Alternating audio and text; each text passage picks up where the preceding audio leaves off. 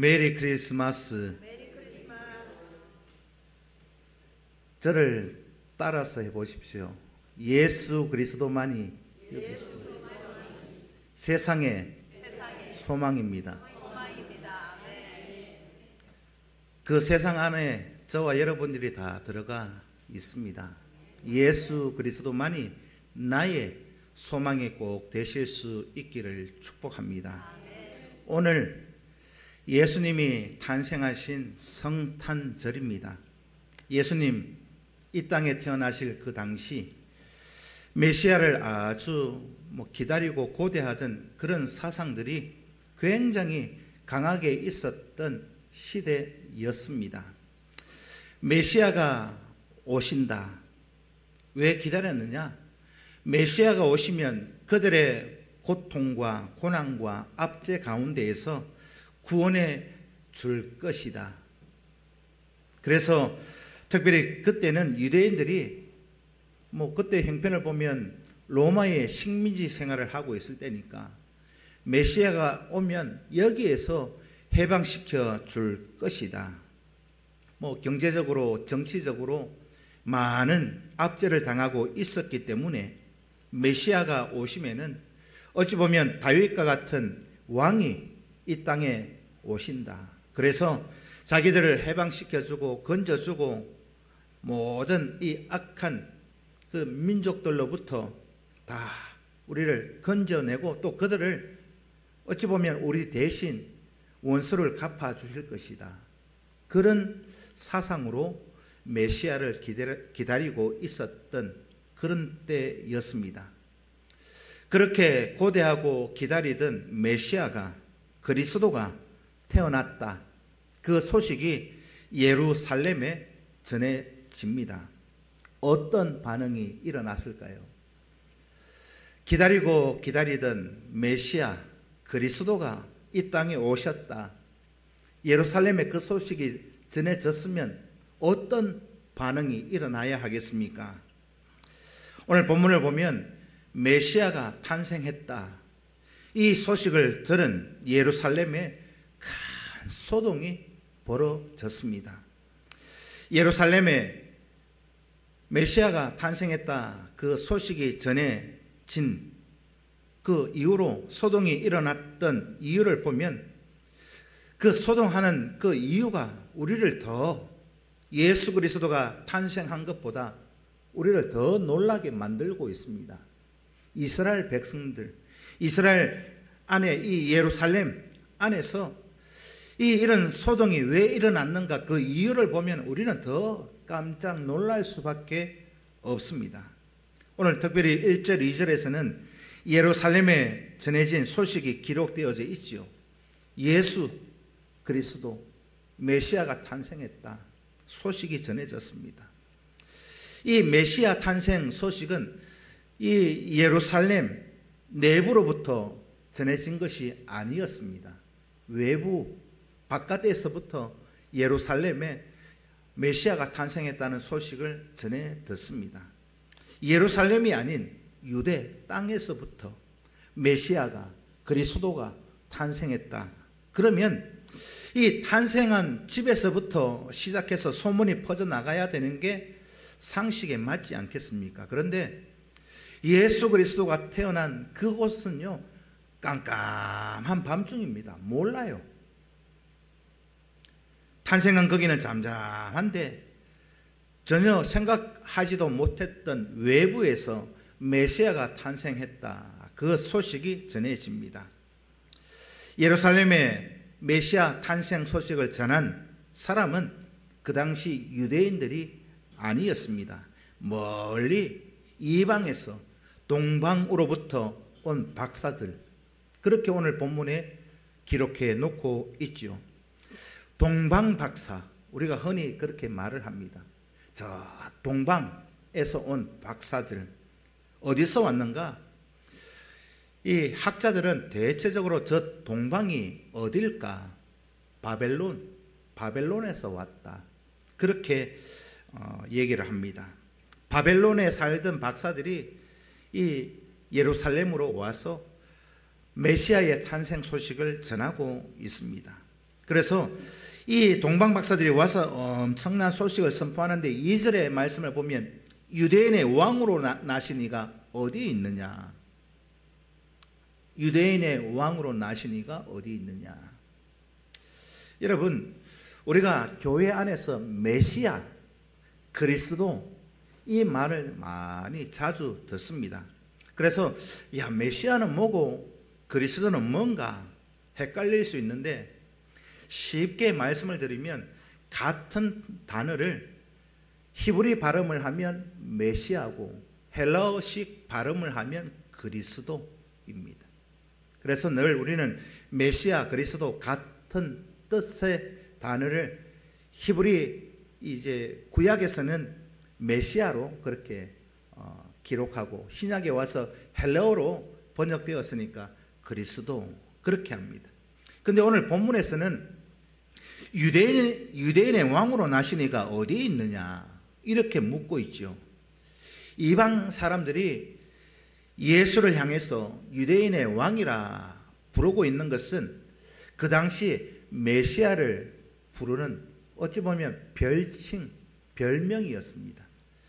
이방인들이 메시아를 부를 때 메시아라 그렇게 부르지 아니하고 유대인의 왕 그렇게 불렀습니다. 이것을 어떻게 알 수 있느냐 하면 오늘 본문 4절에 보면 왕이 모든 대제사장들과 백성의 서기관들을 모아서 여기서 왕이라고 하는 것은 우리가 잘 알고 있다시피 헤롯 왕을 말합니다. 헤롯 왕이 이 대제사장들과 서기관들을 모아서 그리스도가 어디서 나겠느냐 물으니까 저 동방에서부터 왔던 박사들이 뭐라 하느냐? 유대인의 왕으로 나신 이가 어디 있느냐? 그리스도가 어디 있느냐 묻는데 동방에서 왔던 이 박사들은 그리스도라고 말하지 않고 유대인의 왕이 어디 있느냐 이렇게 묻습니다. 거기에 오늘 본문을 보면 부연 설명이 기록되어 있지는 않습니다. 그런데 오늘 본문 4절에서 이 헤롯이 대제사장들과 서기관들을 다 불러놓고 그리스도가 어디서 나겠느냐 묻고 있습니다. 그리스도가 메시아입니다. 유대인의 왕이 어디서 났느냐 물으니까 그 답변이 그 다음에 헤롯 왕이 그리스도가 어디에 나느냐 묻고 있는 겁니다. 이렇게 보면 이방 사람들이 그리스도를 유대인의 왕이라 그렇게 부르고 있는 겁니다. 바로 메시아 그리스도를 이 이방 사람들은 유대인의 왕으로 부르는 어찌 보면 별명 정도로 별칭으로 부르고 있다는 사실을 알 수 있습니다. 그래서 간단하게 말씀을 드리면 유대인의 왕으로 오신 메시아가 탄생했다. 그분이 어디에 있느냐? 우리가 지금 그분을 찾으러 왔다. 이렇게 동방에서 온 박사들이 말하고 있습니다. 메시아 탄생, 그 소식이 예루살렘에서부터 전해진 것이 아니라 저 바벨론으로부터 온 사람들로 인해서 예루살렘까지 그 소식이 전해지고 있음을 알 수 있습니다. 이 박사들, 이 메시아 그리스도를 경배하기 위해서 바벨론에서 왔다. 자기들을 밝히고 있습니다. 오늘 본문 마태복음 2장 2절 함께 읽습니다. 시작. 유대인의 왕으로 나신 이가 어디에 계시냐? 우리가 동방에서 그에게 경배하러. 이 사람들은 동방에서 그러니까 바벨론에서 점성술 별을 보고 별을 연구하는 사람들일 수도 있고 이 사람들 이 동방 박사에 대한 확실한 어떤 사람인지 정체를 알 수 없습니다. 그래서 이 동방 박사들에 대한 여러 가지 해석들이 있는데 이스라엘 민족이 이제는 망하고 나서 유대인들이 이 바벨론의 포로로 잡혀가면서 식민지 생활을 하잖아요. 그때 바벨론에 다 포로로 잡혀가서 거기서 종살이하고 있던 그 사람들이 다시 예루살렘으로 돌아오지 아니하고 남아있는 어찌 보면 잔류해 있는 사람들도 거기에 있었고, 또 그 바벨론 안에도 유대인들의 공동체가 충분히 있을 수도 있고, 또 그 유대인들 가운데 구약 성경 묵시 문학을 연구하고 있던 사람들, 또 별을 보고 연구하고 있던 점성술의 그런 박사들일 수도 있고, 단순히 오늘 본문을 보면 이들이 왜 별 하나를 보고 여기까지 왔는가 의문점을 가지고 있는 분들도 많이 있습니다. 이들 동방 박사들이 바벨론 지역에서 출발한 것은 알겠는데, 이 바벨론 지역에서 특별히 어디 출신인지도, 또 어느 도시에서 출발했는지는 잘 모르지만은, 그 당시에 이 바벨론에서 예루살렘까지 이 거리가 대충 한 1500km 정도 됩니다. 1500km. 2000년 전에 교통수단으로 하면은요, 한 석 달 정도 걸리는 거리입니다. 구약 성경에서도 보면 이 바벨론에서 예루살렘까지 메시아를 경배하기 위해서 돌아올 때 한 3개월 정도 걸렸다, 이렇게 추정하는 이유가 뭐냐? 그 당시에 포로들이 예루살렘으로 올 때까지의 시간이 거의 구약 성경을 보면 한 3개월 정도 걸렸거든요. 아마도 이 동방 박사들도 예루살렘까지 오는데 한 3개월 정도는 시간이 걸렸을 것이다. 여러분, 생각해 보면 대단한 거 아닙니까? 메시아 그리스도를 경배하기 위해서 별 하나만 보고 쫓아서 3개월을, 광야길을 지나고 사막길을 지나서 3개월을 거쳐서 예수를 경배한다. 오늘 저와 여러분들에게 이런 열정이 있으셔야 합니다. 있으셔야 합니다. 있으셔야 합니다. 예? 우리가 오늘날 참 교통수단이 많이 발전하고 참 살기 좋은 시대에 사는데, 많은 사람들이 주차장이 협소해가지고 불평하는 분들도 있어요. 우리 교회는 아니지만. 이사를 와서 교회를 정할 때 주차장이 좁다, 주차하기가 힘들다, 버스 노선이 힘들다, 여러 가지 얘기들을 많이 하는데, 이 동방 박사들이 예수를 경배하기 위해서 3개월을 거쳐서 왔다. 오늘 저와 여러분들이 좀 본받으셔야 되는 부분입니다. 버스를 타고 오신 분 있으십니까? 아마 교회 차량 이렇게 운행하면서 오면 누구는 많이 타고 누구는 적게 타고 불평이 있을 수 있어요. 근데요, 예수 그리스도를 경배하기 위해서 3개월을 거쳐서 광야길을 지나서 사막을 지나서 예수를 만나러 오는 그 열정, 이것만 있다면 우리가 예배하는데 방해되는 장애물은 단 한 가지도 있을 수 없다. 아멘 좀 해보이세요. 믿으십니까? 광야길을 그 당시 지나서 온다는 거요, 그들은 생명을 내걸고 오는 것과 마찬가지였습니다. 그래서 오늘 본문 3절부터 8절까지는 이 예루살렘에서 어떤 소동이 벌어졌는지를 말씀하고 있지요. 오늘 본문 3절을 함께 읽습니다. 시작. 헤롯 왕과 온 예루살렘이 듣고 뭘 했어요? 소동했어요. 여기서 통치자, 오늘 본문에 기록되어져 있는 헤롯 왕, 오늘 저와 여러분 이 헤롯 왕 뿐만이 아니고 온 예루살렘이 소동했는데, 이 통치자 헤롯이 소동한 이유하고 또 예루살렘 전체가 소동했던 이유, 그거 엄밀히 오늘 본문을 보면 달라요. 이유가 다릅니다. 헤롯 왕이 소동한 이유하고 백성들이 소동한 이유는 달라요. 성경에 헤롯이라는 이름이 자주 기록되어져 있습니다. 헤롯.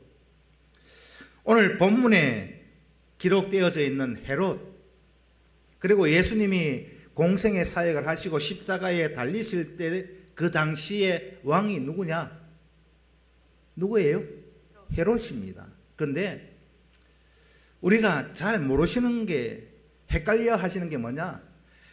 예수님이 탄생하실 때의 그 당시의 헤롯 왕하고 예수님이 장성에서 사역하시고 십자가 지실 때 헤롯하고 동일 인물인 줄 압니다. 이름이 같으니까. 다른 사람입니다. 성경에는요, 헤롯 왕 여러 명이 등장을 합니다. 오늘 본문에 등장한 이 헤롯 왕은 예수님 주전 37년, 그러니까 예수님이 태어나시기 전 37년부터 예수님이 탄생할 때까지 이스라엘을 다스리는 왕이 오늘 본문의 헤롯 왕입니다. 예수님 태어나기 이전 37년 전부터 통치하고 있던 왕. 나중에요, 예수님 사역하실 때 그때도 헤롯 왕이 등장을 하는데, 그때 등장하는 왕은 분봉왕이라고 말합니다. 분봉왕. 예수님이 탄생하실 때에 그 헤롯 죽고 아들들에게 이 땅을 4등분을 해요. 4등분을 해가지고 나누어 줍니다. 그러니까 예수님 태어날 당시는 그 헤롯 왕이 전체를 다 다스렸고, 예수님이 사역하실 때 그때 헤롯은요, 분봉왕, 그러니까 4분의 1만 다스리고 있는 왕이었습니다. 그래서 우리는 이 구문을 이렇게 표현합니다. 예수님이 태어날 때의 그 왕, 헤롯 왕이라고 하는데, 좀 구체적으로 말하면 우리나라 세종대왕 이렇게 붙이듯이 헤롯 대왕이라고 붙이고, 예수님이 십자가 지실 때의 헤롯을 그냥 이제 분봉왕 헤롯, 그렇게 얘기를 합니다. 예수님이 탄생하실 때와 또 사역하실 때의 그 헤롯이 다른 인물이다. 그래서 오늘 저와 여러분, 이 이스라엘 전체를 다스렸던 이 헤롯 대왕하고 그 후손 이 분봉왕하고는 다른 구조로 되어져 있음을 여러분들 헷갈려 하지 마십시오. 그리고 헤롯 이 당시 이 왕은요, 그 당시에 정치적 감각이 뛰어났던 그런 인물이라고 합니다. 아주 정치적으로 처세술도 강하고요. 그리고 이 사람은 이 혈통적으로 유대 사람이 아닙니다. 이방 사람이에요. 에돔 사람, 에돔 혈통. 이 에돔 혈통이 이 구약 성경에 가보면 에서의 혈통으로 이래 내려오거든요. 그러니까 이방 사람들이에요. 유대인들이 볼 때. 오늘 저와 여러분, 이런 헤롯에게 이방 사람 에서의 후손 이 헤롯 대왕에게 메시아가 탄생했다. 유대인의 왕이 났다. 여러분들 그 소리를 들으면 어떨까요? 이 헤롯 대왕은요, 자기의 권력을 지키기 위해서 자신의 아내도 쳐 죽이고 아들들도 마음에 안 들면 쳐 죽이는 그런 사람이었습니다. 왜? 자기의 권력을 지키기 위해서. 우리나라 조선시대에도 보면 아버지와 아들 간에, 형제 간에 왕자의 난 그러고 그런 얘기 많이 있잖아요. 그런 사람이었어요. 자기 자리 하나 지키려고. 그런 사람에게 어떤 소식이 왔느냐? 메시아 그리스도 유대인의 왕이 태어났다니까요. 이제는 발등에 불이 떨어진 겁니다. 유대인의 왕이 태어났다. 헤롯이 생각해 볼 때 자기 권력을 유지하기 위해서 어떻게 해야 할 것인가? 답은 뻔하잖아요. 그래서 오늘 본문 4절부터 8절까지는 이 메시아 그리스도를 엄밀하게 죽이기 위해서 어디서 태어났는가 거기에 알아보려고 박사들에게 너희들이 가서 경배하고 한번 그거 어디 있는지 좀 가르쳐 주라. 그렇게 말하는 이유 뻔하잖아요. 죽이려고. 그래서 이 성경을 쭉 보면 이 동방 박사들이 어디서 태어났는지 정확하게 알려주지 않으니까 그 당시 2살 이하의 아이들 다 죽여버리잖아요. 지금 헤롯이 메시아 탄생 그 소식을 듣고 얼마나 불안해하고 공포에 질려 있겠는가 상상이 되어집니다. 자신의 권력을 지키기 위해서 수단과 방법을 가리지 않는 이 모습을 오늘 본문이 그대로 보여주고 있죠.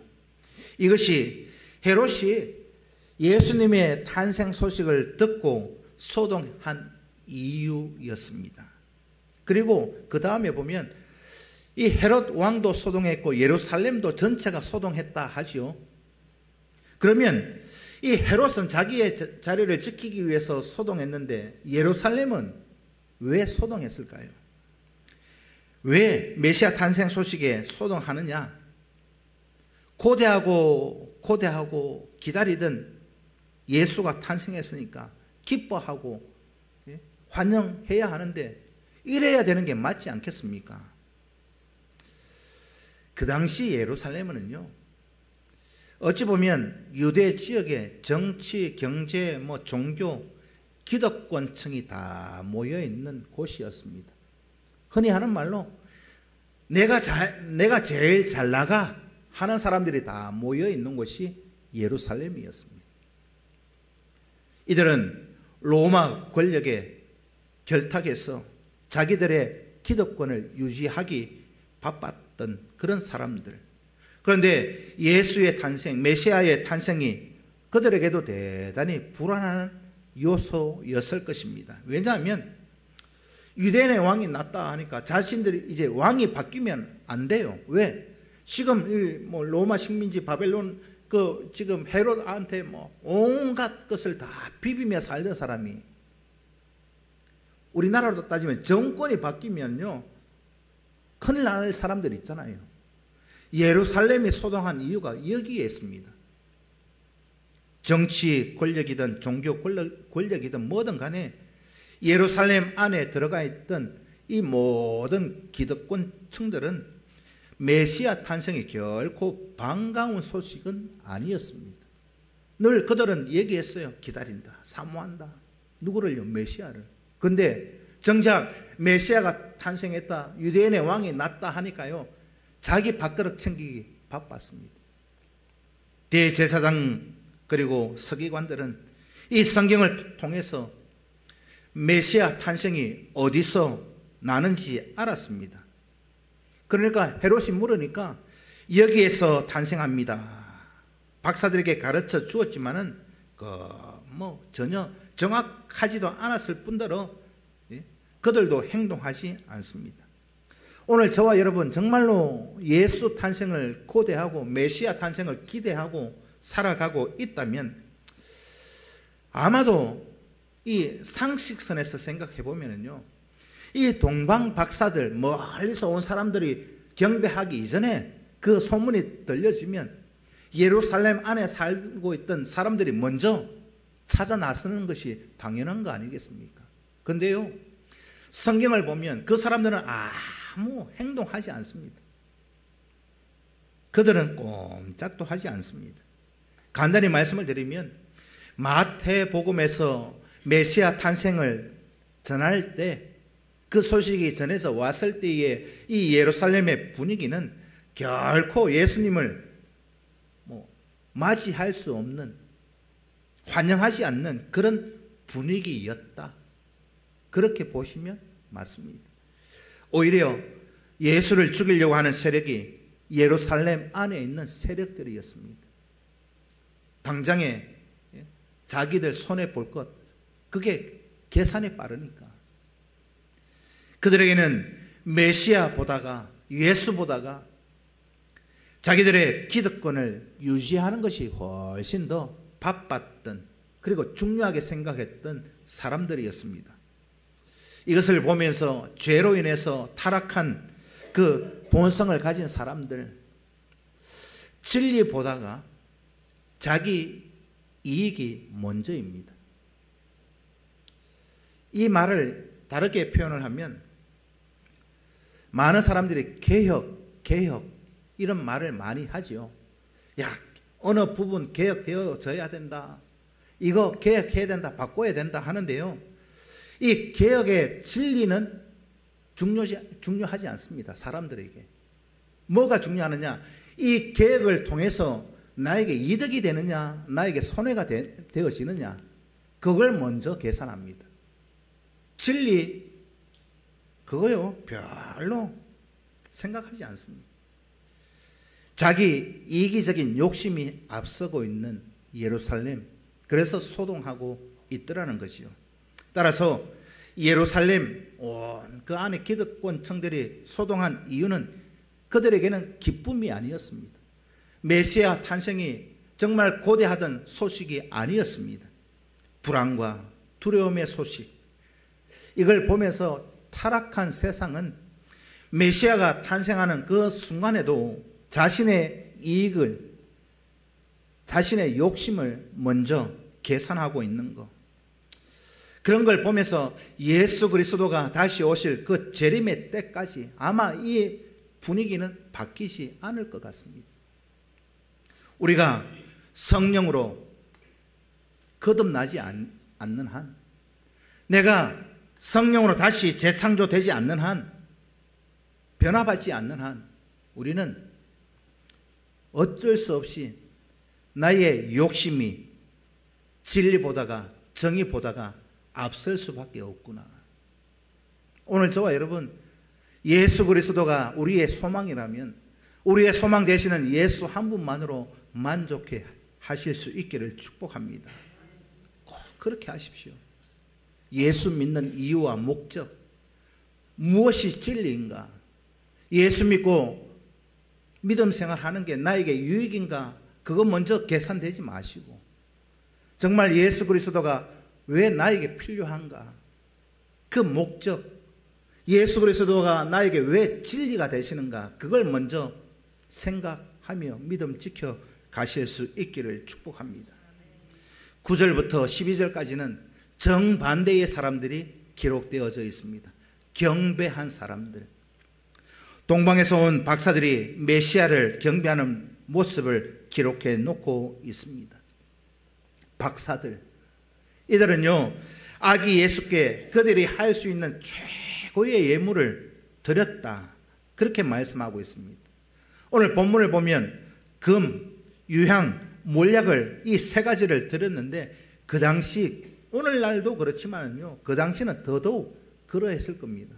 금, 얼마나 보물입니까? 그래서 그 당시의 금은 메시아의 왕권을 상징하는 겁니다. 금. 우리나라도 그렇잖아요. 이 임금들 용포 그러죠. 용포. 금으로 수루를 놓고 왕권을 상징하는 것이 금이었습니다. 그리고 두 번째 무엇을 드렸느냐? 유향. 그 당시 가장 값비싼 향료. 오늘날로 쉽게 풀어서 말씀, 향수, 샤넬 넘버 5, 그리고 디올의 무슨 향수 그러듯이 향수이 한 병이요, 수십만 원, 수백만 원 하잖아요. 이것은 이 유향이 무엇을 의미하느냐? 예수 그리스도의 신성을 의미하는 예물이었습니다. 예수님의 신성을 이제 예물하고, 또 몰약은 뭐냐? 그 당시 고가의 향기를 지닌 액체, 또 이 시체를 섞지 않는 방부제 역할을 하는 것이 몰약이었습니다. 이 몰약은 무엇을 의미하느냐? 예수 그리스도의 희생과 죽음을 상징하는 예물, 그러니까 왕권과 신성과 또 희생과 죽음을 상징하는 세 가지 예물을 드렸다. 오늘 우리가 흔히 동방박사 세 사람, 그렇게 얘기를 합니다. 맞죠? 저도 어릴 때 주일학교 다닐 때 찬양할 때 그런 찬양 많이 했어요. 동방박사 세 사람이 이렇게 얘기 많이 했는데, 성경적으로 말씀을 드리면 몇 사람인지 몰라요. 근거는 없습니다. 몇 명인지. 몇 사람인지 딱 이렇게 숫자가 있으면 좋겠지만은, 숫자는 성경에 아마 찾아봐도 나오지는 않습니다. 그래서 우리는 흔히 이 세 가지 예물을 드렸으니까 세 사람일 것이다 추정해서 동방박사 세 사람 그렇게 말을 하는데 10명이 될 수도 있고 100명이 될 수도 있고 모릅니다. 그래서 동방박사들이 예수님께 드렸던 이 예물은 그 당시에 아주 비싼 거였죠. 이 예물을 드릴 때 정말 예수 그리스도를 향한 경외심이 없다면 이 예물 드릴 수 없습니다. 이들이 누구예요? 동방박사들. 그들에게는 자신들의 욕심도 없었고 자기 계산도 없었고 단 한 가지 메시아로 오신 예수 그리스도를 경배하기 위해서 자기가 할 수 있는 최고의 헌신을 했더라. 3개월 걸려서 왔지요. 아마도 올 때 자신들의 전답을 다 팔아서 왔을 수도 있을 겁니다. 전 재산을 다 팔아서. 그런데 이 예물은 성경학자들이 이렇게 해석하는 분들도 있습니다. 이 예수님이 탄생하실 때에 이 세 가지 예물이 굉장히 비싼 값어치가 있잖아요. 그래서 이제 나중 가면은요, 헤롯이 2살 이하의 아이들을 다 죽이라 하니까 예수님도 도망갑니다. 저만 아는 얘기인 것 같아요. 예수님도 도망을 가시는데 요셉과 마리아가 아기 데리고 어디로 피신하느냐? 애굽으로 피신합니다. 애굽으로 피신하는데 참 온갖 그런 일들이 다 많이 있었겠지요. 오늘 저와 여러분 이 예수님이 이 피신하시면서 이 당시에 받았던 세 가지 예물, 이 예물 세 가지가 예수님이 애굽에서 피신하는 그 기간 2년 정도의 그 시간을 거기서 지내는데 그때 받았던 이 세 가지 예물이 유용하게 사용되었을 것이다. 그렇게 해석하는 분들이 많이 있습니다. 그 당시 호적하러 왔다가 갑자기 몸을 풀고 애를 낳았으니까요. 가진 것도 없고 피신은 해야 되는데 돈도 없고 그러니까 애굽에서 어떻게 살았을 것이냐. 아마 이 세 가지 예물을 팔아서 애굽에서 피신하는데 그렇게 생활비로 사용했을 것이다. 정확한 건 아닙니다. 그런 그런 썰이 있다라는 겁니다. 그래서 이 많은 이 성경학자들이 저도 그 부분에 좀 동의는 됩니다. 생각해 보니까 오늘 저와 여러분 이 모습을 보면서 이 동방박사 이 세 가지 예물을 드리면서 하나님이 나중에 어떤 일들이 일어날 것인가. 헤롯이 예수님을 죽이려고 2살 이하의 아이들을 다 죽일 때 예수님과 요셉과 마리아가 피신가게 될 것도 다 아시고 미리 예비를 해 주셨지 않았을까? 동의가 되십니까? 저는 그런 생각이 많습니다. 이 고가의 최고의 비싼 예물을 드린 이유가 뭘까? 경배하는 것도 있지만 예수님이 피신할 수 있도록 하나님께서 예비해 주셨구나. 거기에 끄떡끄떡 거리시는 분은 동의가 되신다는 분인데 저는 그런 마음이 들어요. 그걸 보면서 하나님은 사소한 거 하나까지도 다 간섭하시고 우리가 앞날은 알 수는 없지만 하나님이 다 예배해 놓고 우리는 따라가기만 하면 하나님이 하시더라. 오늘 저와 여러분 여기에서 중요한 것은 오늘 저와 여러분 우리가 꼭 가져야 할 것은 뭐냐? 박사들이 이 헤롯의 엄밀한 부탁을 거절했다는 겁니다. 비밀리에 자기 고국으로 돌아갔다. 오늘 본문은 말씀하고 있는데 헤롯의 교활하고 위선적인 업무가 실패하는 순간이었습니다. 메시아 대단히 적대적인 환경에서 태어났음을 봅니다. 말구유에서 태어난 것 그것만 우리는 생각하는데 그 당시요 예수님이 태어날 그 당시에 어느 누구 좀 그래요.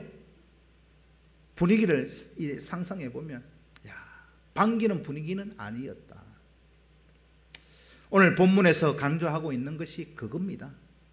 예수님이 반기지도 않는 이 땅에 오셔서 왜 오셔야 했는가? 오늘 정장로님 기도하시면서 그런 말씀하셨는데, 우리를 섬기기 위해서 섬김을 받으러 오신 적이 없고, 오히려 우리를 섬기기 위해서 누구 하나 반겨주지도 않는데, 예루살렘 다 환영해야 되는데 예루살렘은 잠잠하고 막 죽이려고 하는 그런 형편 속에서 왜 태어나셔야 했는가? 그것도 생각해 보면 우리나라로 따지면, 제가 그런 표현했잖아요. 왜 하필 우리 아버지 같은 아버지 밑에 태어났을까? 저는 그런 생각 해본 적이 한 10번은 있는 것 같아요. 왜 하필이면 우리 아버지 밑에서 내가 아들로 태어났을까? 그것도 막내 아들로 태어났을까? 이왕이면 이병철 회장 아들로 태어나지. 그런 생각했어요. 예수님 이 땅에 오실 때 그 당시 권력 있는 집안에 태어난 게 아닙니다. 뭐 하나 내세울 거 없는, 힘도 없는 요셉의 가정에 태어났다. 저는 그거 보고 위로를 얻습니다. 하나님께서 이처럼 예수를 보내실 때는요, 다 준비해서, 쉽게 얘기하면 돗자리 다 펴놔놓고 놓을 수 있도록 다 해놔놓고 예수를 보내셨다. 하나님께서 메시아를 이 땅에 보내시고 탄생시키실 때도 하나님 다 계획하심이 있었던 것처럼, 오늘 저와 여러분 우리를 이 땅에 보내시고 예수 믿는 사람으로, 성도로 여기에 앉혀놓으실 때는요, 하나님 분명한 계획이 있으심을 믿으실 수 있기를 축복합니다. 하나님의 일은 우리가 할 수 없어요. 하나님의 일은 하나님이 이루신다. 그 사실을 꼭 믿어 가실 수 있어야 합니다. 오늘 이 예수 그리스도의 탄생을 통해서 모든 과정을 이렇게 보면, 한 줄로 요약하면 예수님이 얼마나 힘들었을까, 어려웠을까. 그것도 물론 힘들고 어려웠겠지만은, 오늘 본문을 보면서도 우리가 또 한 번 위로를 얻고 또 기쁨을 누릴 수 있는 것은 하나님이 지켜내시더라. 하나님이 인도하십니다. 하나님의 교회는 하나님이 책임지시고, 하나님의 자녀 성도는 누가 책임져 가느냐? 하나님이. 우리가 진실로 예수 그리스도가 오신 것을 믿고 고백한다면 우리가 할 일은 무엇입니까? 결론적으로 말씀을 드리면, 오늘 본문의 동방 박사들이 예수 그리스도께 했던 것처럼 하나님의 인도하심을 따라 순종만 하시면 됩니다. 헤롯이 아무리 음모를 꾸며도, 아무리 예수 그리스도의 탄생을 막으려 하고 죽이려 하고 해도 그 헤롯의 계획은 100% 실패했습니다. 이것을 보면서 우리가 힘을 얻을 수 있는 것은, 하나님 그 계획을 이루신다. 그렇다면 우리는 무엇을 해야 할까요? 때로는 우리가 믿음 지키고 신앙생활하면서 교회 다니면서 어렵고 힘든 거, 이것도 하나님 계획하심이 있을 것이다. 하나님의 계획이 어디에 있을까? 거기에 우리는 순종하는 것이 우리가 마땅히 해야 될 일입니다. 헤롯이 죽이려고 할 때 요셉, 마리아, 갓난 예수님이 피신을 가면서 얼마나 힘들었을까요? 그 입장은 우리가 대보지 않아서 모릅니다만은 상상을 해보면 얼마나 참 그 길이 고난 연속이었을까요? 아마도 우리가 드라마를 보면 사극에 그런 경우가 뭐 종종 있잖아요. 애기 껴안고 포대기에 안고 도망을 가다가 애 울마 발각되니까 애 우는 거 막 입을 가려가지고 막 뭐 그런 장면 보셨죠? 저만 사극을 좋아하는지 모르겠습니다. 이 대하사극 KBS에서 이제 뭐 궁예 있죠, 궁예. 예? 궁예. 예? 애꾸는 궁예 말입니다. 원래 그 사람이요, 신라의 왕자였어요.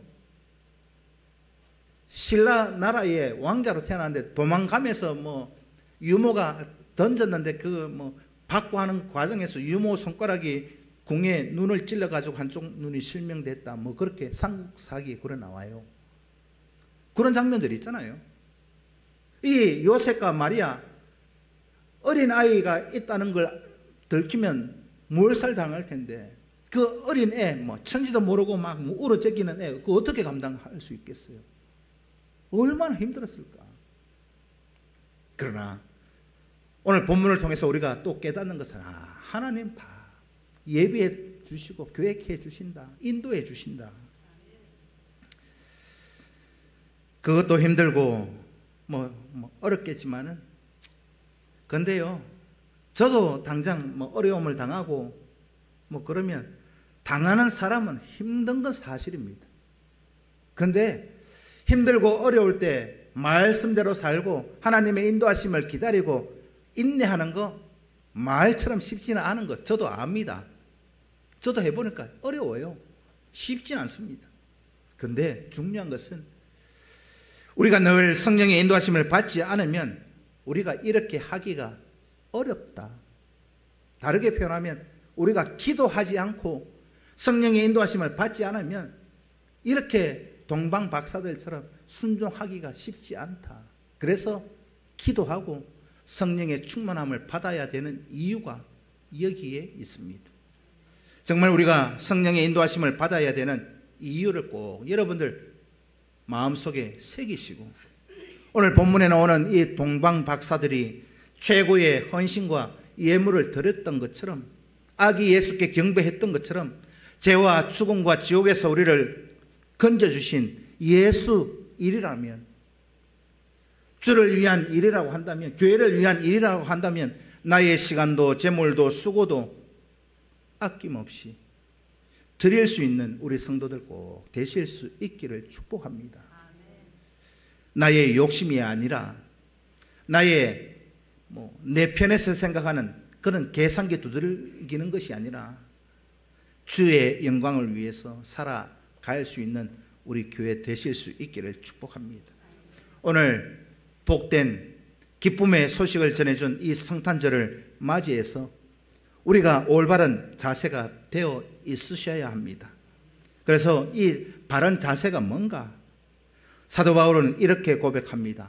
빌립보서 1장 20절 말씀을 읽습니다. 시작.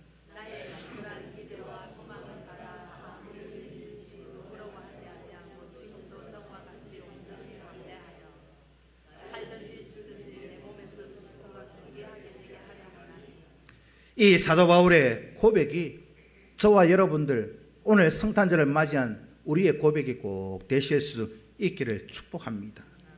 어렵다고 낙심할 이유도 없고요. 왜? 하나님 다 감당할 수 있는 능력도 또 길도 열어주실 것이니까. 나는 믿네 찬양할 때요, 앞에 바다가 갈라지지 않으면 어때요? 홍해가 갈라지지 않으면 어떻습니까? 물 위로 걸어가게 만드실 건데, 왜 우리가 작년도, 이게 작년이 아니네요, 올해 내 찬양했는 이유가 뭐냐? 내 앞에 환난과 고난과 막 폭풍이 막 몰아쳐 와도 그 바다가 갈라져서 메마른 땅이 나타나서 거기를 그냥 순탄하게 걸어가도 좋을 텐데, 혹 그렇지 않을지라도 바다 위를 걸어갈 수 있는 믿음만 있으면, 중요한 것은 이 걸어가다가 바다 위를 걸어가다가 어떨 때 빠져요? 어떨 때 빠집니까? 믿음 없을 때요.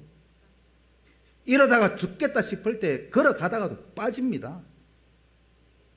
오늘 저와 여러분, 오늘 이 성탄절을 맞이하면서 우리가 정말로 무엇이 나를 살려내는 것인가 꼭 기억하시면서 헤롯처럼 이 예루살렘이 소동했던 그런 신앙의 생활이 아니라 동방박사 그들이 우리에게 가르쳐주고 있는 모습이 우리 평산교회 모든 성도들에게 나타나질 수 있기를 주님의 이름으로 축복합니다.